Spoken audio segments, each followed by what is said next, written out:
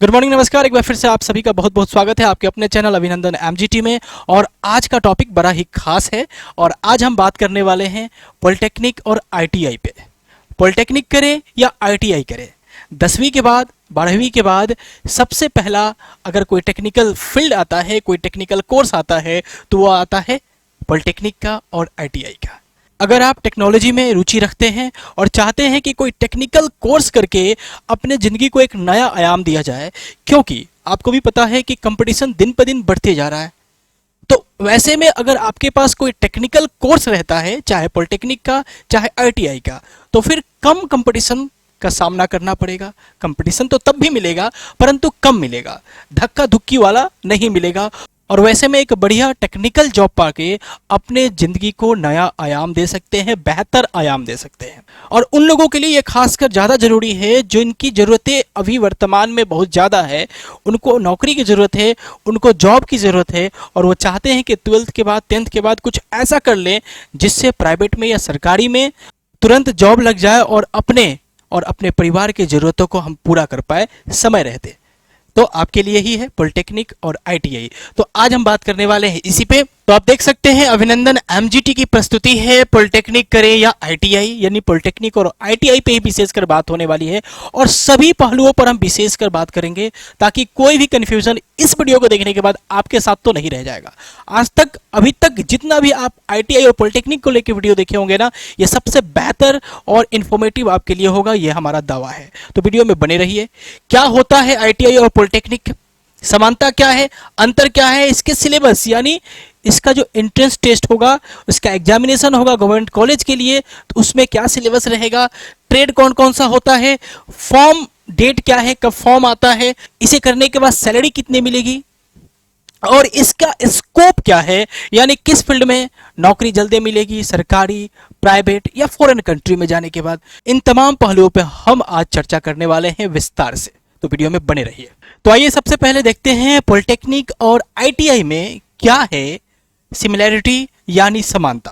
ठीक है, ये सामान्य ज्ञान है, इसे रखना भी जरूरी है। उसके बाद आएंगे अंतर पे।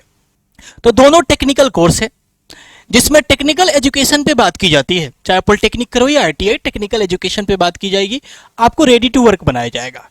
दोनों आपको प्रैक्टिकल ट्रेनिंग देने का काम करता है। प्रैक्टिकल ट्रेनिंग यानी आपको रेडी टू वर्क करता है, काम करने योग्य बनाता है।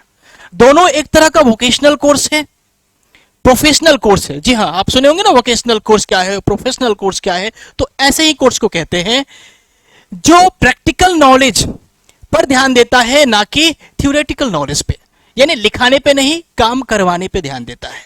तो उसी को हम कहते हैं वोकेशनल कोर्स या प्रोफेशनल कोर्स। क्लियर है? हाँ, और वही आपका पॉलिटेक्निक और आईटीआई।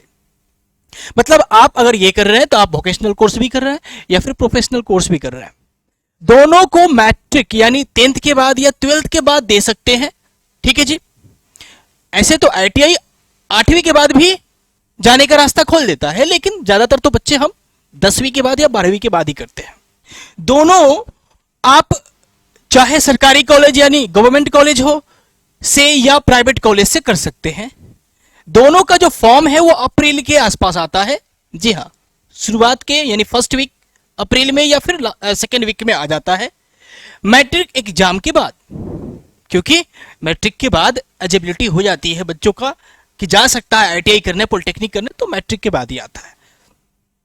दोनों के लिए एंट्रेंस होता है, एग्जाम देकर आप गवर्नमेंट कॉलेज में जा सकते हैं या फिर आपको प्राइवेट कॉलेज में एडमिशन लेना पड़ेगा। जी हाँ, अगर आप एग्जाम निकालते हैं, मेरिट लिस्ट में आपका नाम आता है, तो आपको सरकारी कॉलेज मिलेगा, वरना आपको प्राइवेट कॉलेज से ही संतुष्टि करना पड़ेगा। और प्राइवेट कॉलेज से भी बहुत सारे बच्चे करते हैं। और प्राइवेट कॉलेज में एडमिशन लेने के लिए एंट्रेंस देने की जरूरत नहीं है, आप बिना एंट्रेंस के भी प्राइवेट कॉलेज में जा सकते हैं।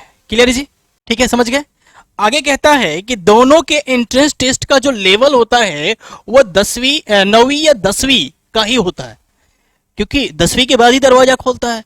तो लेवल जो है वो 9वीं या 10वीं का ही होगा, जिसमें मैथमेटिक्स पूछा जाता है, यानी उसका जो एग्जाम होगा उसका ये सिलेबस आप देख लीजिए। मैथमेटिक्स पूछा जाएगा, जनरल साइंस पूछा जाएगा जिसमें फिजिक्स रहेगा, केमिस्ट्री रहेगा, बायो रहेगा। कुछ लोग सोच रहे होंगे कि क्या बायोलॉजी वाले बच्चे जा सकते हैं इंटरमीडिएट के बाद?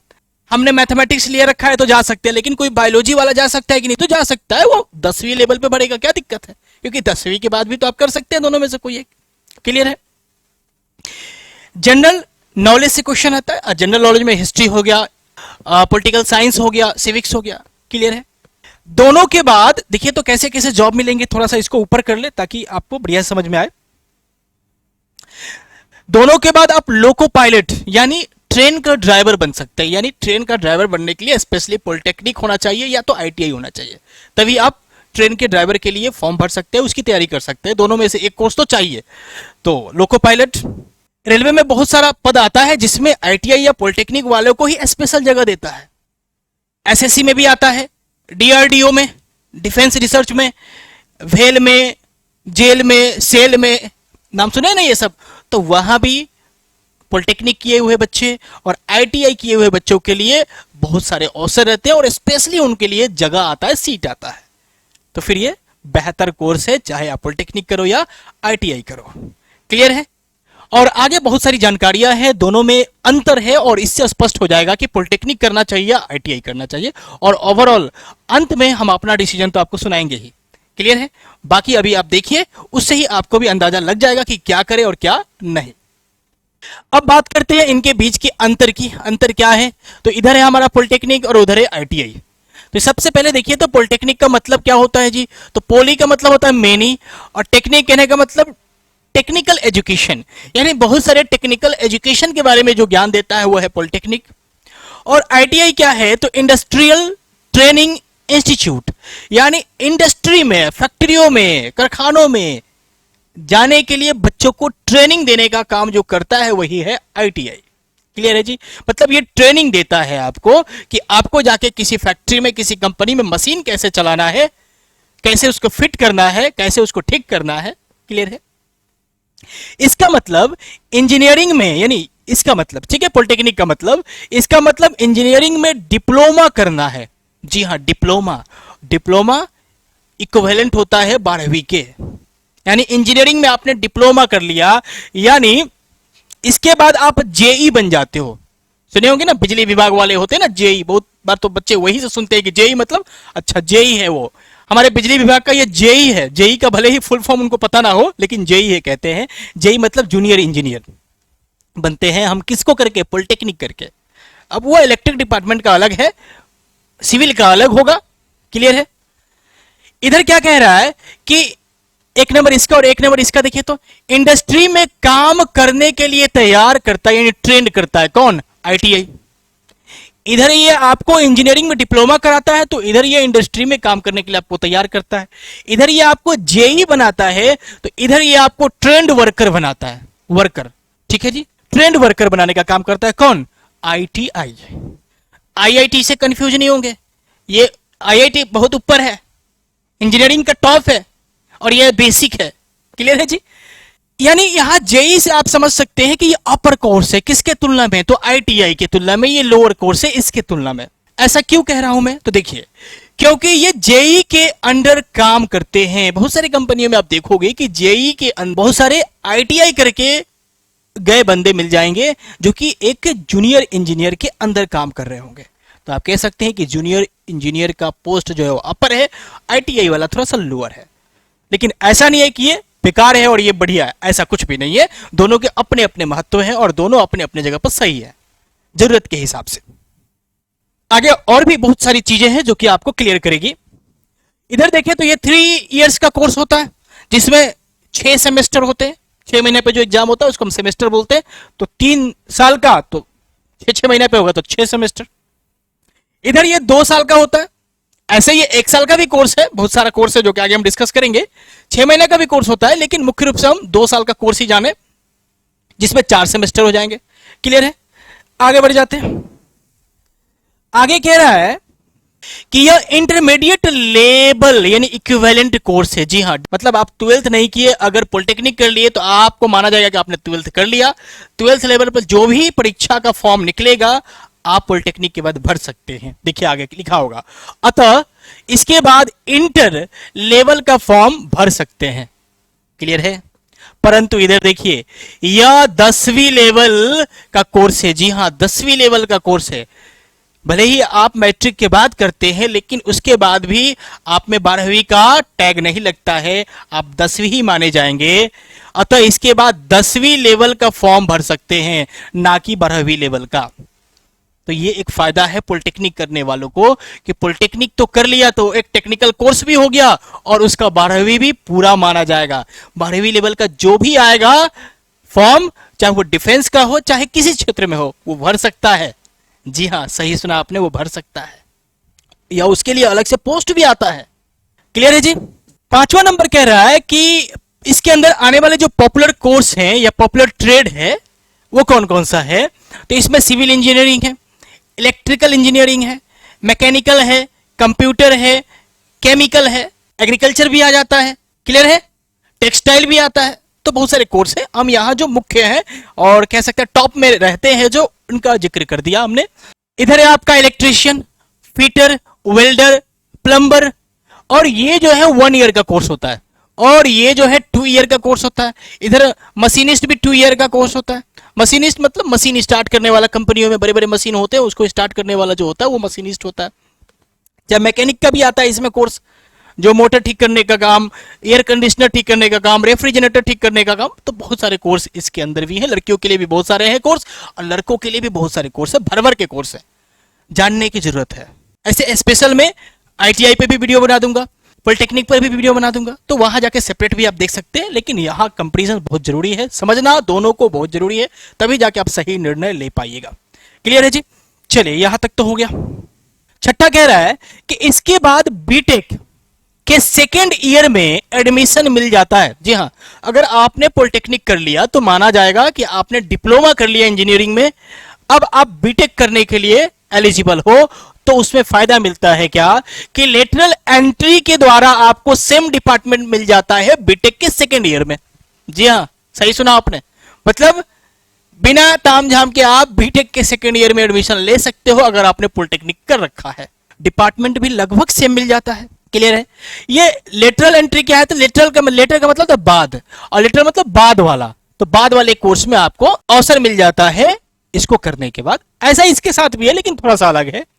इसके बाद पॉलिटेक्निक के 2nd ईयर में जा सकते हैं, फिर वही मतलब पॉलिटेक्निक आपने कर रखा है तो आप चले जाओगे बीटेक में, 2nd ईयर में एडमिशन हो सकता है। लेकिन अगर आपने ITI कर रखा है तो आपको पॉलिटेक्निक में ही जाने का मौका मिलता है। तो ये भी यहां स्पष्ट करता है कि polytechnic is upper and it is lower, लेकिन दोनों के अलग अलग महत्व है, ये बात से इनकार नहीं किया जा सकता। 7वां नंबर कह रहा है, अब आइए तो जरा सा, ये सब तो चीजें उसके बारे में, पॉलिटेक्निक के बारे में, ITI के बारे में आप लोगों ने जाना। अब बात कर लेते हैं कि अगर हम किसी सरकारी कॉलेज से करते हैं, एंट्रेंस निकल जाता है, तो क्या फी लगेगा। तो देखिए, सरकारी कॉलेज में आपका 10 से 20 हजार तक का पर ईयर का फी लग सकता है, वही इसका 5 से 10 हजार का। बट अगर आप प्राइवेट कॉलेज की तरफ मूव करते हैं तो आपको 40 से 60 हजार और इधर 30 से 40 हजार तक पे करना पड़ सकता है।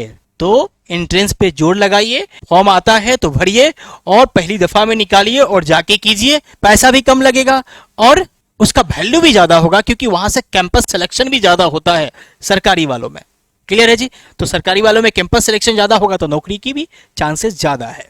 आगे कह रहा है कि अगर कॉलेज की बात करें तो नंबर ऑफ कॉलेज जो पॉलिटेक्निक के होते हैं वो कम होते हैं।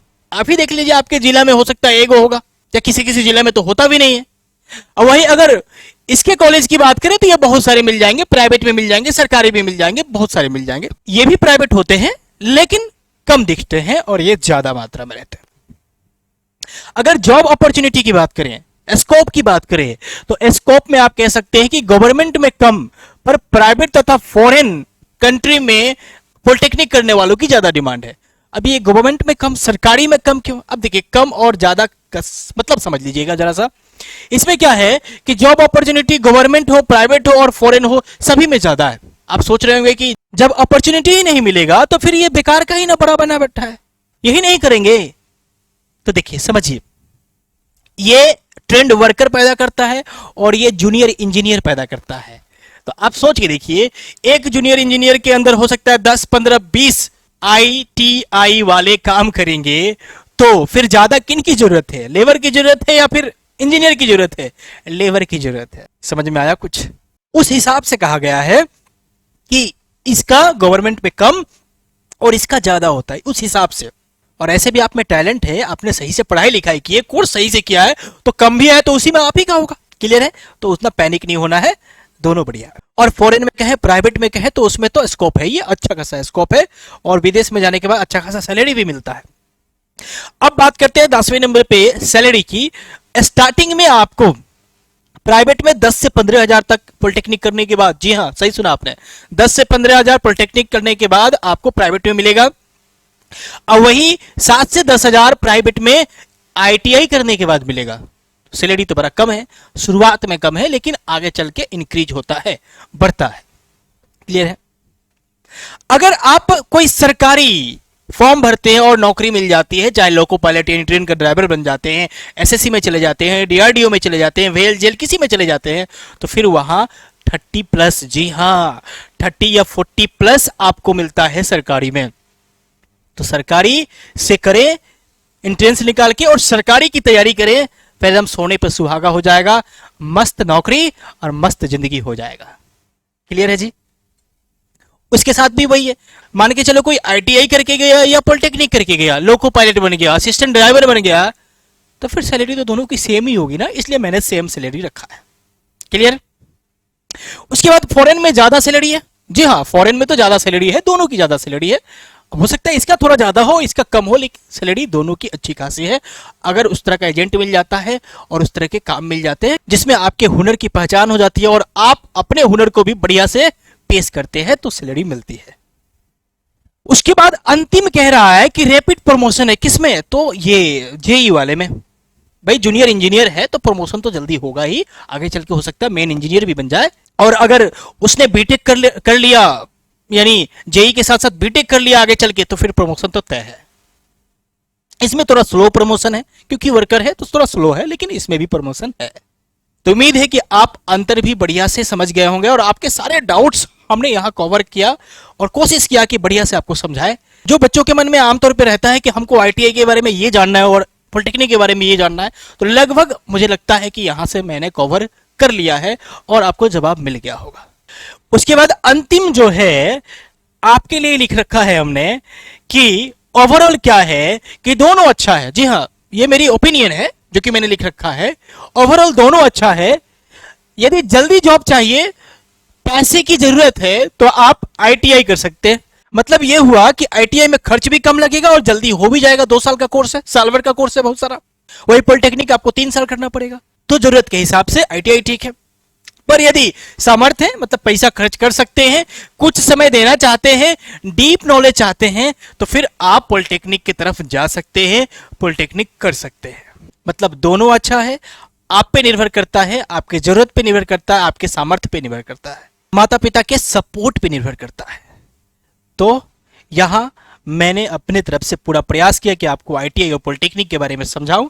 अगर इसके बाद भी कोई क्वेरी रह गई होगी, कमेंट कर सकते हैं, उसका जवाब शीघ्र मिलेगा। चलिए फिर मिलेंगे एक नई वीडियो में एक नई ऊर्जा और जोश के साथ। ओके, तब तक के लिए गुड बाय।